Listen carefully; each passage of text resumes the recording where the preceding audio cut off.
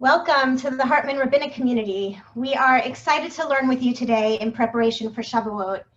And I first want to say on behalf of the staff and faculty of the Shalom Hartman Institute that we are deeply inspired and grateful for your tireless work as you lead your communities with creativity, compassion, and devotion during these difficult times. And we hope that the Shalom Hartman Institute is providing you with meaningful resources to support your leadership. I want to just highlight 3 upcoming opportunities for you and your community members to learn with us. First, we are planning a robust 4-week online summer conference that will be open to all and free. It will be from June 29th to July 23rd, and it's called All Together Now, Jewish Ideas for This Moment. COVID-19 has already reshaped our attitudes about collective community and is also raising issues of theology, spirituality, and social responsibility. The Jewish people are facing important questions about citizenship, nationalism, democracy, and the societies in which we live. Over 50 of our Institute scholars from Israel and North America will address these matters through a variety of lectures, webinars, classes, and study groups in a month-long celebration of Jewish ideas, and we hope that you will join us. I also want to let you know that the Hartman Institute is offering a 4-week summer fellowship program for high school students that are interested in engaging with their peers and top Hartman scholars on questions of Jewish peoplehood, at-homeness, and other contemporary challenges facing North American Jewish identity. We're calling this the Hartman Fellowship for Emerging Jewish Thought Leaders, and we hope you'll share the information with your teens. And finally, I want to remind you that we are still offering our newest iEngage video lecture course curriculum for free to rabbis and educators. It's a 14-unit course called Together and Apart, The Future of Jewish Peoplehood. And you can find information about all of these offerings on our website. I'm thrilled to welcome today Rabbi Gordon Tucker, who is a senior fellow at the Shalom Hartman Institute of North America. Rabbi Tucker was previously a senior rabbi at Temple Israel Center in White Plains, New York, and also served as assistant professor of Jewish thought at the Jewish Theological Seminary, as well as dean of the Rabbinical School. We are very grateful that he's joining us today and sharing Torah with us as we all prepare for Shavuot. Welcome, Gordon, and thank you. Thank you, Lauren, and shalom to everyone. It's always wonderful being with colleagues, even if it's not so simple to see everyone on a screen, but I know you're there, and I also know how, what Lauren has already referenced, how busy and beset you have all been working overtime to serve the Jewish community. We're all very much aware of that and thankful for it. This is a Shavuot unlike any that we have experienced before, but one of the things we'll see today is that Shavuot has taken on different forms in our history. So let's get started. Pesach is the festival of freedom, and the goal of this presentation is to argue that Shavuot should be seen as also being a festival of freedom.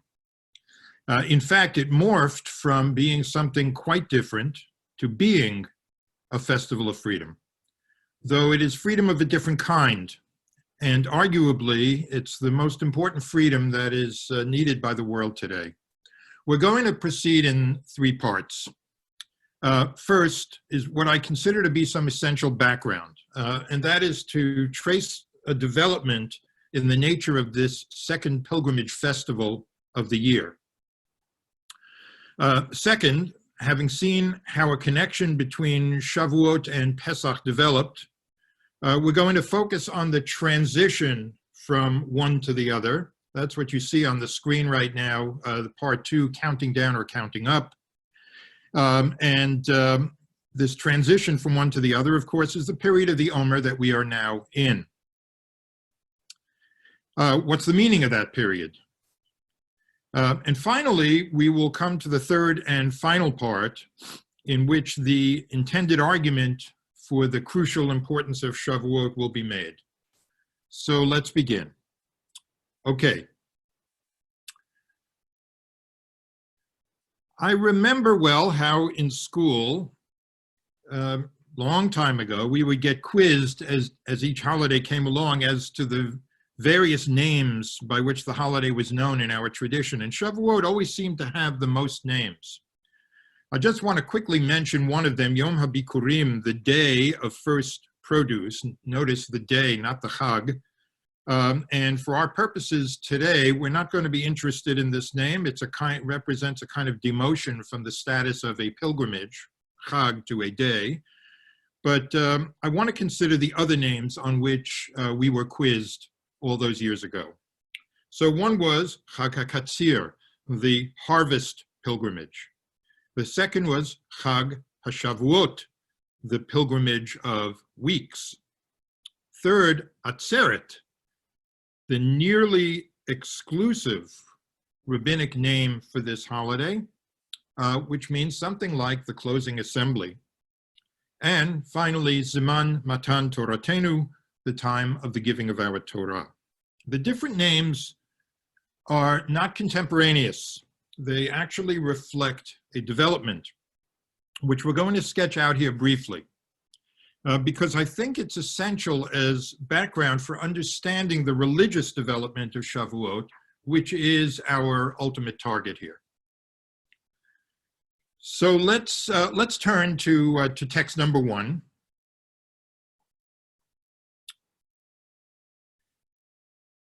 And we'll get it up on the screen there. Okay. I have several of the texts we'll look at very quickly here. So the first one from Exodus 23 is an old biblical calendar, and it speaks of Chag HaKatzir, the pilgrimage of the harvest. I should note here that we're accustomed to calling Sukkot the harvest festival, but strictly speaking, that's not the case.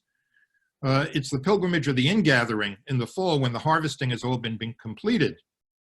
Chag HaKatzir, the pilgrimage of the harvest, was the occasion when that reaping was just beginning, and it was an occasion for giving thanks that the grain crops were coming in.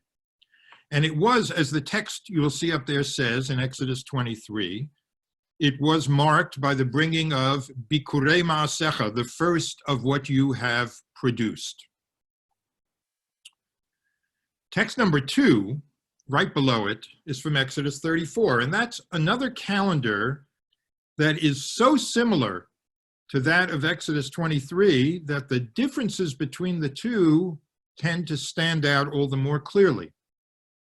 So, for example, after the first pilgrimage, Chag HaMatzot, the pilgrimage of Matzah, which is essentially what we also call Pesach, after that's spoken of in this chapter, it is spoken of in virtually an identical way to its description in Exodus 23. And now we find that the second Chag, the second pilgrimage, has a new name. And its newness, by the way, is signaled by the absence of a definite article. The instruction here is to observe Chag Shavuot, a pilgrimage of weeks. Not Chag HaShavuot, the pilgrimage of weeks. It's clearly an observance that is, in a way, being introduced, as it were. And now, as you see, it is more specifically tied to Ketzir Chitim, the wheat harvest. That harvest, as we know, is much later in the season, or significantly later in the season than the earlier Katzir, the earlier harvest of barley. But what are these weeks, these Shavuot, about? How many are there? When do they start? Here, we're not told.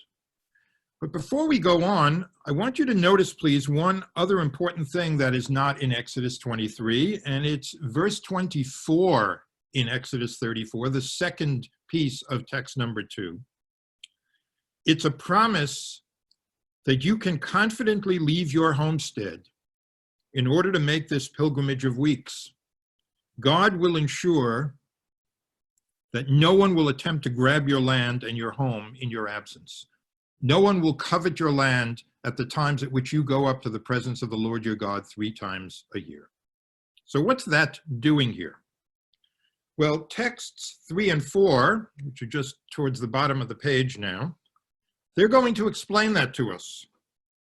Because Deuteronomy 16 also calls this second pilgrimage Chag Shavuot. It's not in the verse that's up here, it's in the following verse. But it also tells us in the verse that you see here that it is 7 weeks that are referred to in Shavuot, and that the counting of those weeks start to count the 7 weeks when the sickle is first put to the standing grain. The counting of those weeks starts when the harvest just begins. In other words, there's a long 7-week delay from the beginning of the harvest. No wonder it's no longer called Chag HaKatzir, the pilgrimage of the harvest. Deuteronomy, of course, has introduced the centralization of worship in what is called Hamakom Asher Yivchar Adonai, the place that the Lord your God will choose. So if you look at text number 4 now from H.L. Ginsberg's book, The Israeli Heritage of Judaism, this will make the connection to the centralization clear. Just look at the very beginning of this. The centralization of the cult created a problem of logistics. With the reaping, the busiest season in the year begins for the farmer. Between the demands of his work and the midday heat, it must have been hard enough for him to travel to and from one of the not too distant sanctuaries in the days when more than one were permitted. The centralization of the cult made it simply unfeasible for all but those who lived reasonably near the one legitimate temple. That's why the 7-week delay. It's much easier once all the grain is on the threshing floor. And now, what is the meaning of when the sickle is first put to the standing grain? Well, Ginsberg tells us, and you'll see it there on the screen, the day on which the first grain becomes ripe for the sickle varies from year to year. I can tell you that the magnolia tree that I'm looking at right now outside my window bloomed this year as much as 2 weeks before its usual time. So things do vary from year to year. And he says they vary from place to place. Southern New Jersey magnolias were even earlier than that. And that means that when Chag HaKatzir became Chag HaShavuot, it still stood alone. That is, it was dependent on agricultural conditions rather than being dependent on some other calendar point. Okay.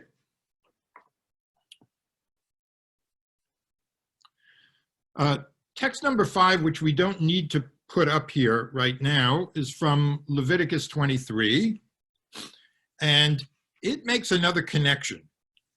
It talks about the Sheva Shabbatot, the 7 weeks, as being from Mimacharat HaShabbat. It connects these 7 weeks of counting to what it calls HaShabbat, the holy day, or the day of cessation. Apparently, a connection for the first time that we've seen to a previous holy day, 7 weeks prior. Now, the sectarian disputes about what Shabbat here was meant to refer to are reasonably well known. I don't mean to have them divert us here, but what seems clear is that for this text in Leviticus, it is now a calendar trigger and not merely an agricultural trigger that initiates the counting. And whether that holy day is the 1st or the 7th day of Pesach, or whether it's a Sunday during Pesach or a Sunday right after Pesach, a calendar connection to the first pilgrimage, the Festival of Freedom, has now been made. And hence the term that I noted before is used virtually exclusively in rabbinic literature for this festival, that is Atzeret, a closing assembly, something that closes off something that has begun sometime earlier. And so in other words, we've established right now in rough form a developmental history from a harvest pilgrimage, Chag HaKatzir, to a pilgrimage delayed for pragmatic considerations caused by centralization, delayed by weeks, Chag Shavuot, and finally to a pilgrimage that is inextricably tied to its predecessor, an Atzeret, a closing holy day. And then there's one more step. Once the Pharisaic tradition firmly established that for them, Shabbat meant the first day of Passover, the 15th of Nisan, and that the count was to start Mimacharata Shabbat, the morrow, the next day, then the approximate chronology that we are given in the 19th chapter of Exodus became relevant. Because we're told there that the Israelites reached Mount Sinai on the first day of the third month. There were some preliminary announcements and give and take, and then there was a 3-day waiting period, and then the revelation happened. Since 7 weeks after the 15th of Nisan is the end of the first week of Sivan, the third month, the connection to the revelation was finally made and produced the last of the names on which we were quizzed back in school, Zman Matan Toratenu, the season of the giving of our Torah. So this now concludes part 1, which is the developmental background. It is entirely up to you whether you want to chalk it up to historical contingency or whether you prefer to see some invisible hand in Israelite sacred history. However it was, a harvest pilgrimage became a festival of lawgiving. There is one sidebar here, which is hard to resist, so I'm not going to resist it. You may have noticed the title of H.L. Ginsburg's book includes the very odd word Israelian. The name of the book is The Israelian Heritage of Judaism.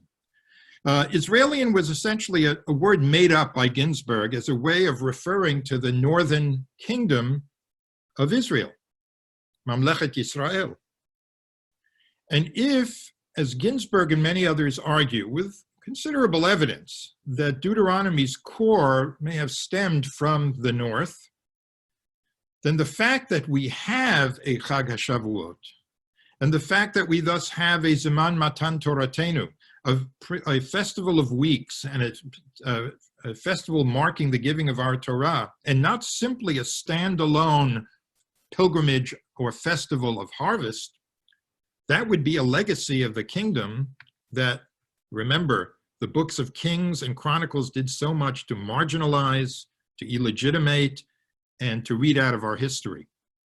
Indeed, Sfirat HaOmer, the counting of the Omer to which we're now going to turn, would also be a legacy of the so-called deviant North as well. So I ask you, how's that for a Tchiyat HaMetim, for a resurrection of that which we thought was dead and buried? So let's turn our attention away from the festival itself for the moment and focus instead on the count that leads up to it. Specifically, we're going to look at 2 of the several interpretations that have been given for it. The first is pretty well known. It's that of Maimonides. You see it up on the screen. It's his famous explanation that grows out of seeing Shavuot as the season of the giving of the Torah. It's text number 6, in which the count is directly connected to its endpoint, to use somewhat fancier language, to the teleological goal of it all. Shavuot as the celebration of receiving Torah, and the desire to experience God's revelation and to receive the Torah was so intense that Rambam explains that the days leading up to that great moment were going to be counted. Just look at beginning in the second sentence here. In order to glorify and exalt that day, the days are counted from the first of the festivals up to it, as is done by one who waits for the coming of the human being he loves best and counts the days and the hours. This is the reason for the counting of the Omer from the day when they first left Egypt till the day of the giving of the Torah, which was the purpose and end of their leaving, as I put it before, the teleological goal, to be brought to God's place. The days of Sfirat HaOmer, in other words, in this understanding, and I think we can take this down for a moment. We'll come back to it, to number 7. The days of Sfirat HaOmer here are discounted as having no special or intrinsic significance in and of themselves. Instead, they are days that are sort of being crossed off the calendar in increasingly excited anticipation of something that is of intrinsic importance, which is yet to come, but is surely coming. I am certain that we have all had many occasions to teach this text and to kind of dwell on its understanding of what Shavuot ultimately became. Certainly I have. And in some ways, it's among what we might call the signature ideas of Judaism. There is yet another interpretation of these days of counting, which also grows out of seeing Shavuot as Ziman Matan Toratenu, the season of the giving of the Torah, but it is quite different. And I have loved this particular take on the days of counting for many years now.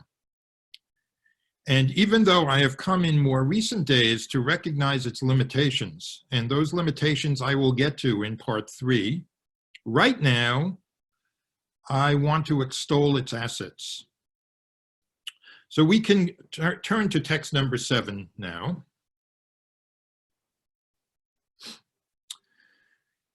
Rabbi Avram Mordechai Alter was the 20th century heir to the Gerer Hasidic dynasty. He was the son of the famous Sfas Emes.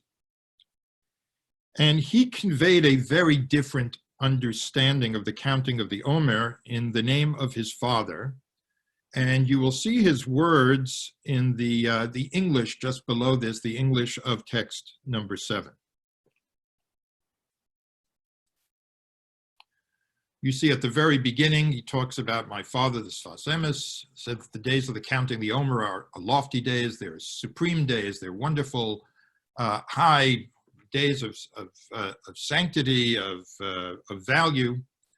And I want to read particularly that middle paragraph. It is concerning these days that it is written, I remember the faithfulness of your youth. For these days of the Omer preceded the Israelites receiving the Torah. And it was only after that that they sinned. Thus, the days that we count are the days that precede sin, which came only after the receiving of the Torah. Now, even though Israel eventually sinned, there already was, despite that, a residue in each person of that which existed prior to the sin.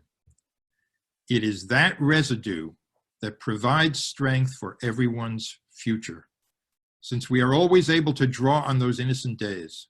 In fact, the holy Rabbi Isaac Luria said that whatever power a person has in his or her allotted years on earth, I'm fairly sure that Isaac Luria didn't say his or her, comes only from these precious days. That is, from the days of youthful innocence, before there was any taste of sin. So even though every person is destined to fall from that pedestal of innocence, there is yet in every person something from before the sinning on which he or she can draw. Therefore, a person should never, God forbid, lose hope in himself or herself, for there is always the possibility of reawakening that residue, which always remains from prior days. I'm hoping that at least some of you are saying, wow, now, because this is a really stunning teaching for several reasons. Let me tick off a number of reasons here, and I think, okay, we can move away from the text now. First is that it answers an obvious question that many people have raised about Maimonides' explanation, which is, why are we counting up rather than down? If this is in fact marking days off the calendar as the ultimate goal of encountering God gets closer, shouldn't we be counting down? Only 10 more days till Sinai, only 9 more days till Sinai. So by reframing these Omer days as days that are precious in their own right, it now makes perfect sense to count up as we would in inventorying the most precious things that we have.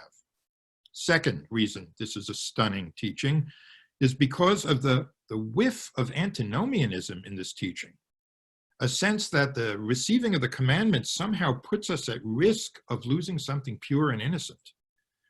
It's a reflection on lawgiving that almost sounds, lahavdil, like the Paul's critique, a critique that has been so central to Christian thought. Who would ever expect to see this in a Hasidic text? The third thing about it that makes it stunning is because, of course, we've gotten used to thinking of the Omer period the way Jewish caterers do, namely as a time when we shy away from weddings and other celebrations. We think of it as a period that's beclouded by remembrances of loss and defeat.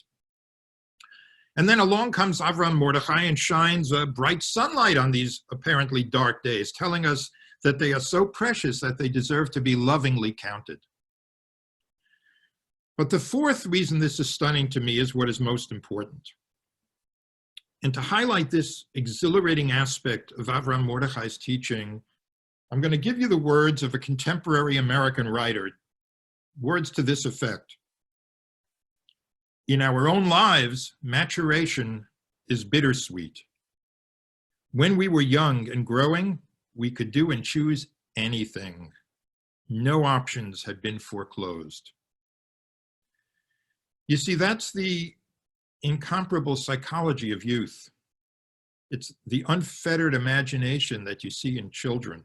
It's an imagination that's born of the sense that in this world, anything is possible. And this is what the period between the Exodus and Sinai was in this teaching, was for us as a people. We who had crossed the birth canal, represented by the split sea, we were now pure potential with an unconquerable energy. And this is, in this Hasidic teaching, what the Omer means for us each year as individual human beings. Each time it comes around, we are, of course, a year older. And because of that, we are once again, maybe even more so, in need of being reminded of that enthusiasm of youth, of that enthusiasm that refuses to accept that our imaginings are necessarily impossible. In each year of relentless aging, we are in need of drawing, as Avram Mordechai puts it, on that spirited residue that's always there within us. And I reflect on this and I say to myself, isn't this what we as parents should always want for our children? Isn't this what we as teachers should always want for our students? And in fact, what we as adults, aging humans, should always want for ourselves. So this is why I've loved this teaching, even despite its antinomian whiff. And I think it's why it commends itself to us as we count 7 weeks each year as an essential reminder of one of the things that keeps us human. But what else is there that we need to keep us human? So it's here that I begin to pull back a bit. Having now completed the second part of our journey, right? The first part was seeing the development of Shavuot into what it became. The second part, learning that we can indeed count up and not just count down. I bring us now to part 3, in which a caution is sounded, a caution that the antinomian whiff that keeps our dreams alive can threaten to become too strong and seductive a fragrance. There are things to be said in praise not only of the precious days of unbounded youth, there are things to be said in praise also of the celebration of law-giving that Shavuot became, even if it became that by historical accident. In fact, the praise of Sinai and the praise of its Torah, its law, impresses itself on us today, not just for obvious Jewish reasons, but for far more universal human reasons. So when a few moments ago, I cited for you the words that I kind of coyly said, written by a contemporary American writer, I was in fact quoting from someone who's, of whom you have excerpts here in this packet of texts. I was quoting from the veteran environmentalist, Bill McKibben, and his recent book, which is entitled Falter. One of 2 excerpts from that book appears here as text number 8. So let's go to that.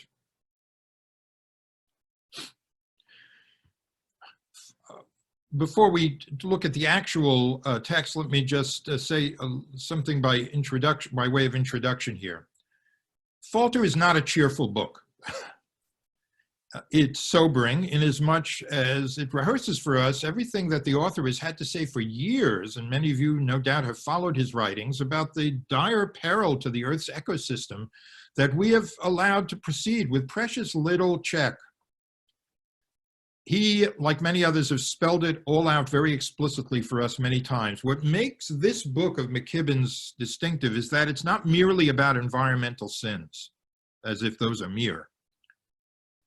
It's about what he calls the human game, or perhaps you might want to call it the human project, or perhaps even more theologically, you might want to call it God's human gamble.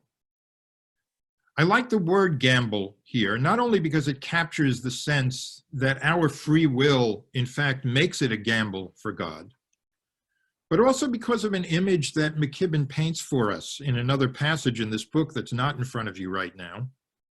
He suggests that the way in which we have relentlessly and exuberantly pursued our technological capabilities and advances reminds him, he says, of the person who has had a hot hand in a casino, a remarkable winning streak, with temporary setbacks more than made up by doubling down on the next bet. But how long can a hot hand continue? How long can we continue to ignore what seems to be the cold fact that limitless growth and consumption can surely not be sustained indefinitely? And is there anything inside the gambler, is there anything inside the psyche of the gambler that can get her to decide to stop the betting, to consolidate and begin to maintain the winnings in order to support and sustain life? So bothering the author as much as environmental recklessness is the seemingly unfettered enthusiastic march into technological zones, the landscapes of which are really unknown. He has in mind the relentless collection and usage of data, the endgame of which no one can really truly predict. He has in mind autonomous vehicles and autonomous weapons of war, artificial intelligence, gene editing and designing, and a host of other ingenious tools that, for all their amazing advances, and let's be clear, they do bring many beneficial advances with them, are at the same time threatening to make unprecedented and irreversible changes in what it is to be human. Text number 8 in front of you is his reflection on one of those technologies that our exuberant freedom to explore and invent has led us into. It's the quest for the indefinite extension of human life. Or as Yuval Harari has put it, the quest to become amortal. So let's see what he has to say about life extension and at least one of its logical conclusions. He quotes one of the pioneers in cloning human cells in the first paragraph as saying that we who are alive are justified in trying to ward off death without limit. We should do whatever we are able to do, even if that means finding ways to keep out new entrants to the human race because we have to avoid the obvious risk of overpopulation. And then he proceeds to give us a reflection on humanity that to me is just as profound, even though it cuts in a totally different direction. A reflection on humanity just as profound as that was given to us by Avram Mordechai. Look at the second paragraph in text number 8. It's that level of self-absorption that should be the clue to what a bad idea this all really is. Though the technologists at some level value individual humans too much, because no one can be allowed to die, they value humanness far too little. They don't understand that some sadness and loss is not just bearable, it's essential. There's an everyday heroism, if you think about it, in bringing up your children fully aware that they will supplant you. That's what human civilization is. If it weren't, if your children were just going to be other beings who perpetually trailed you through infinity by 20 or 30 years, then the most powerful of human connections would in effect be severed. Okay. As our species, led, let's be honest, by our own prosperous and resource-rich nation, at least for those of us who are in the United States, true to some extent for Canada too, I think, As our species pursues that natural exuberance of pushing through and past every previous limit on our prowess, the history of technology should remind us, kind of gravely, that in general, whatever can be done will almost certainly in the end be done. And it's here that it's worth revisiting a well-known redefinition of what truth and of what strength and of what true strength and might is. The prophet Jeremiah had told us in chapter 9 of his book not to take pride in gvura, al yitalel gibor bigvurato. Don't take pride in strength, in physical power. But later on, we were given a redefinition of human might. We were given a definition of power in which we can indeed take pride and to which we should aspire. Ben Zoma taught us this nearly 2,000 years ago. In the 4th chapter of Pirkei Avot, we don't need to look at this, but you have it at text number 9. He asked, who is truly worthy of being called powerful? And his answer was, Hakovesh et Yitzro, the one who overcomes one's inclinations, clearly meaning his injurious inclinations. All human beings may be, and this is what the word yetzer means, what yitzro means, may be constitutionally constructed to do many things. We may be constitutionally constructed to draw on our reservoir of youthful dreams of conquest, but the person to be admired is one who nevertheless chooses to refrain from those conquests that are destructive. Bachya ibn Pacuda, the great Spanish moralist of the Middle Ages, illustrated it with a tale that, again, you can just look at it on your own, text number 10, which a tale which, by the way, has its parallel in the Islamic tradition.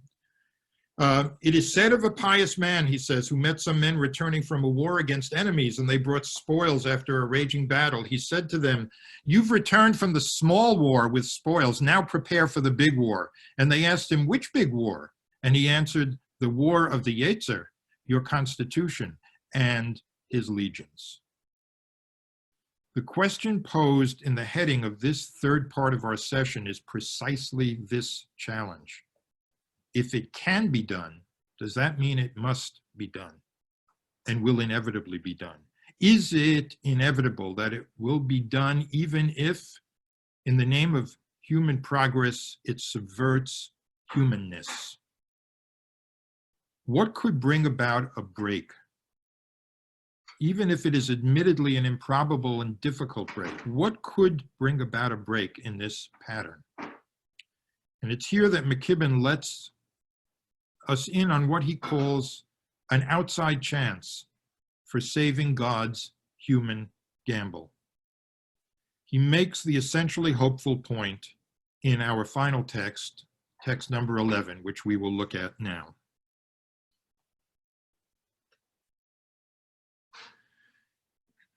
It's in the first paragraph here where you will see the line that I had quoted earlier, right? In our own lives, on the second line, maturation is bittersweet. When we were young and growing, we could do and choose anything. No options had been foreclosed, which lent such support to that beautiful teaching of Avraham Mordechai about the recapturing the spirit of youth. It really is Avraham Mordechai's precious residue, just in different words. But think now on the individual level. We pay respect to people, do we not? When in their lives they grow up, they commit to a person, to a family, to a profession, they commit to a set of values. They often put their own interests aside in the interests of others. We call that maturity, and it arises from a capacity to hold back from doing everything that we were able to do if we just ignore concern about consequences. So McKibben goes on to talk about maturity in that first paragraph. Look at the last clause in that first paragraph. If we admire individuals for those traits, it's possible we can learn to admire societies for the same things.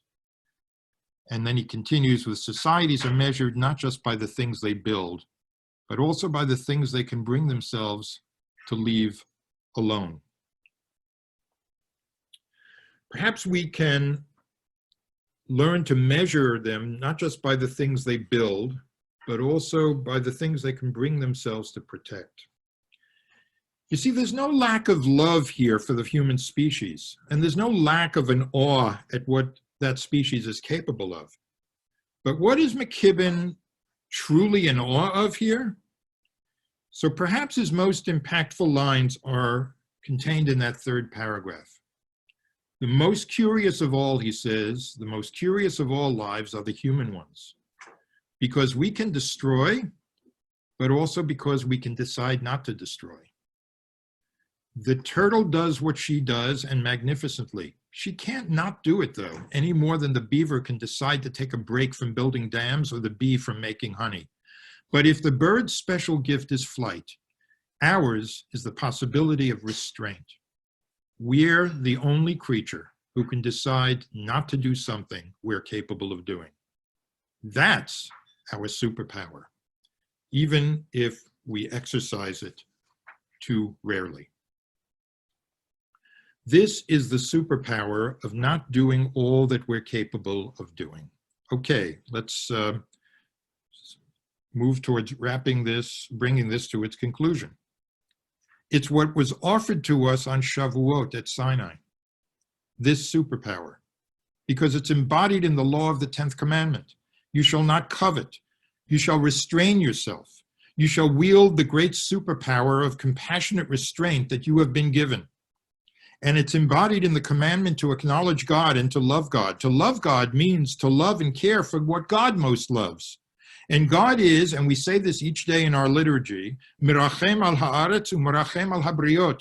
God has compassion for the earth and has compassion for those who inhabit the earth. God has deep love for the earth and its creatures, especially the human ones. If we deface the earth and the very nature of humanity, of humanness, we will have committed the ultimate desacralization of the world.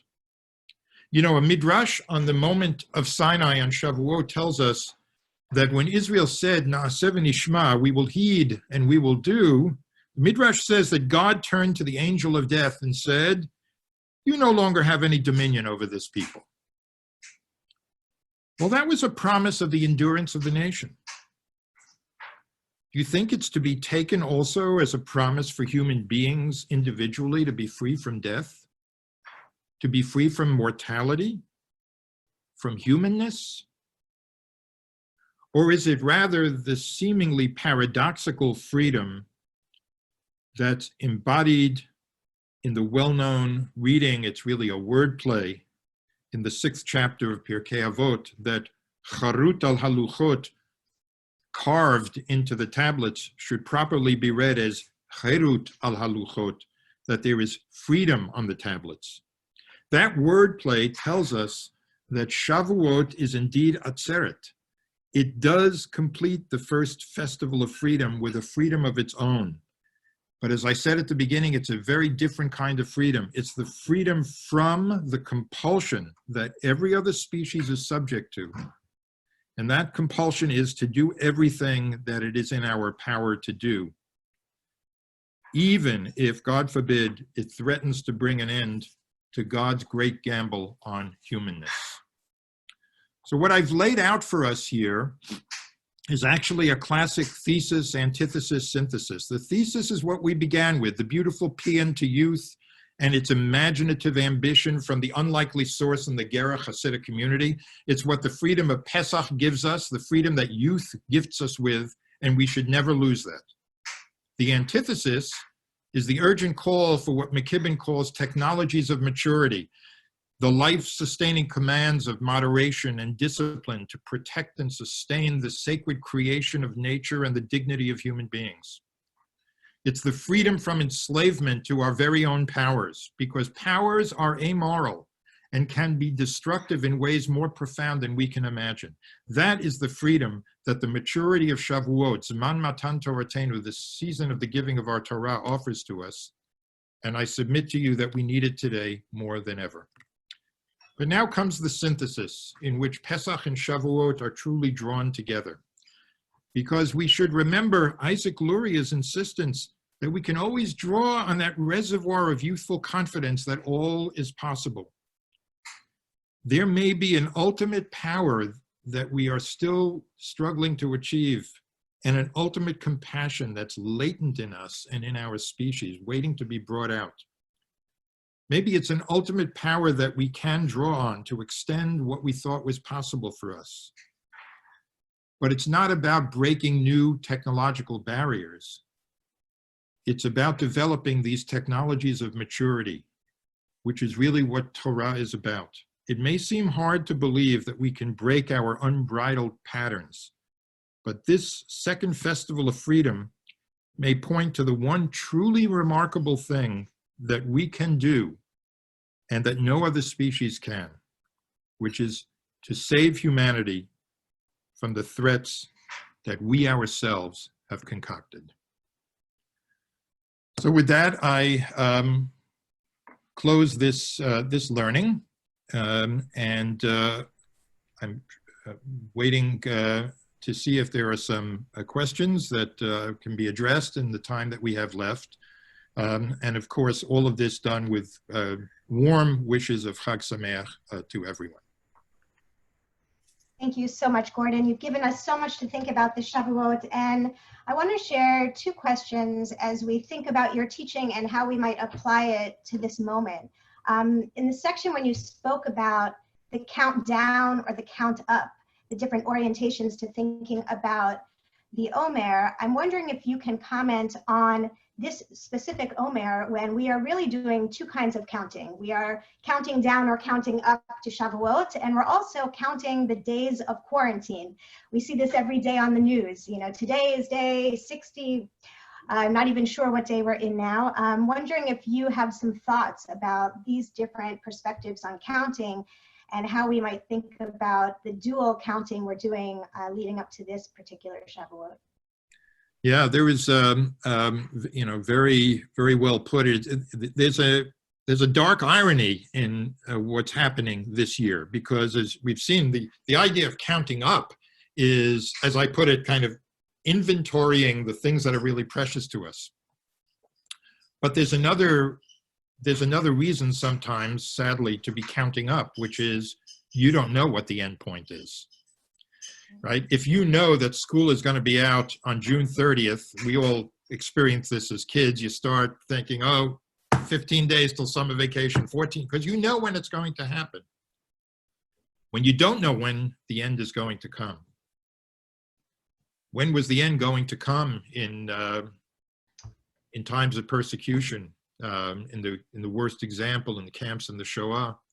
But, you know, less catastrophically, but still very, very difficult these days of confinement and being under siege. Any siege has that. So I am aware of that, and I'm glad that you brought it up, because we shouldn't lose sight of that as we reflect on these, you know, broader things that go way beyond this year. It means that we should have compassion for ourselves and for others who are going through this. And maybe it gives us some compassion for all the people in the world who are always counting up, because they don't know when the end to their poverty, the end to their hunger, the end to their confinement, imprisonment is going to come. That in itself is, I think, a lesson of compassion. Wonderful. In your final section, you spoke about the maturity of restraint and what happens if human progress subverts humanness. I'm thinking a lot about the new technologies that we're using during this pandemic, and wondering if you can comment on your thoughts about the extent to which we should show restraint in using technological interventions to address our challenges of being apart, and in which cases you think that breaking through new technological barriers is actually what we need right now as a Jewish people, as a Jewish community, and as humans. Mm-hmm. Well, look, it is and has always been a very delicate balance. it's been expressed in so many different ways. Many of us, will perhaps think of the paradigm of Adam 1 and Adam 2 that Rabbi Soloveitchik presented to us. The conquering master of the forces of nature, and as opposed to the more introspective and lonely meter of relationship and companionship.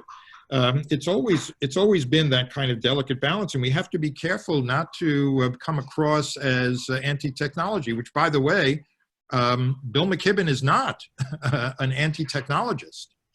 He is trying to sensitize us, and I think the Torah does that as well. It wants us to be out there sampling the world and enjoying its fruits, but recognizing that there have to be restraints on that. It's we don't do enough to honor the maintainers.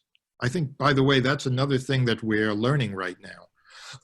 How important the maintainers of our culture are, and the people who are, keeping things clean for us, the people who are delivering goods for us. They're not breaking technological barriers, but they're doing something truly important for human civilization. Both of these are truly important, but it is clearly the case that technologies without any, if we are bound to do everything that we can do, we have already seen more than enough times in modern civilization that this is a road to ruin. So the balance is hugely important, and I think that's part of this paradox of how can you be bound by the law and free at the same time? How can it be cherut al haluchot? And I think this is what I've tried to present here. I think is part of the answer that unravels that paradox into something that may be more readily seen as true. Wonderful. Gordon, you've given us so much to think about, and many, many messages of appreciation from rabbis that are listening that I will share with you after this session. The session is being recorded and will be shared after our program, and we wish for you, Rabbi Gordon Tucker, a very meaningful Shavuot. Thank you for this Torah. And to all of you in the Hartman Rabbinic community, again, thank you for your leadership and for all of your holy work and your heroic work to hold communities together in this time. And we look forward to learning with you more this summer. Thank you so much.